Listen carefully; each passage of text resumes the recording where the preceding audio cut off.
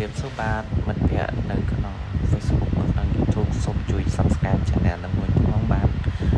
នឹងគឺជាជីវិតរបស់ខ្ញុំកាលពីក្មេងក៏ប៉ុន្តែនឹងមិនមែនជាវីដេអូនឹងមិនមែនជាពីក្មេងទេអានឹងគឺឥឡូវប៉ុន្តែឥ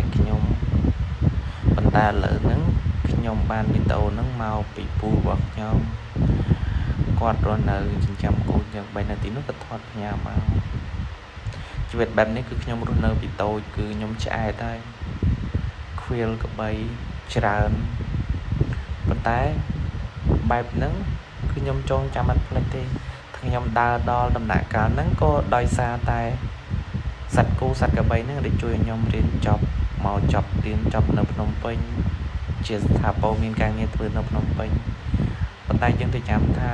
ធាតុពិតរបស់មនុស្សម្នាក់សត្វតែមានអតីតកាលល្អដែលគួរចងចាំតែការចងចាំរបស់ខ្ញុំគឺខ្ញុំចូលចិត្តហើយខ្ញុំស្រឡាញ់វាខ្លាំងណាស់ខ្ញុំសង្ឃឹមថាថ្ងៃណាមួយខ្ញុំនឹងមានអាចនឹងមានអ្វីខ្ញុំនឹងទៅរស់នៅបែបហ្នឹងវិញពួកខ្ញុំអត់គិតចង់ទៅមុខទេគឺខ្ញុំចង់បកក្រោយហ្នឹងមិនមែនបកក្រោយទៅធ្វើជាអីគេទេគឺទៅបើកលាលក្ខណៈបែបគ្រួសារ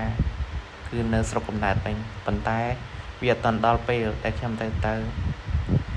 ដល់ដំណាក់កាលមួយខ្ញុំទៅប៉ុន្តែអ្នកទាំងអស់គ្នាទៅចាំថារស់នៅដែនហ្នឹងគឺមានក្តីសុខណាស់ញ៉ាំ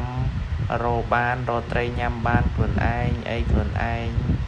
រឿងសាច់យើងអាចរកបានតិចតួចនៅផ្សារប៉ុន្តែ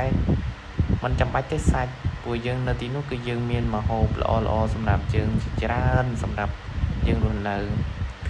ហើយការគ្រាក្បីគឺសប្បាយខ្លាំងណាស់តែខ្ញុំអរគុណច្រើនសម្រាប់ការជួយមើលវីដេអូរបស់ខ្ញុំនេះ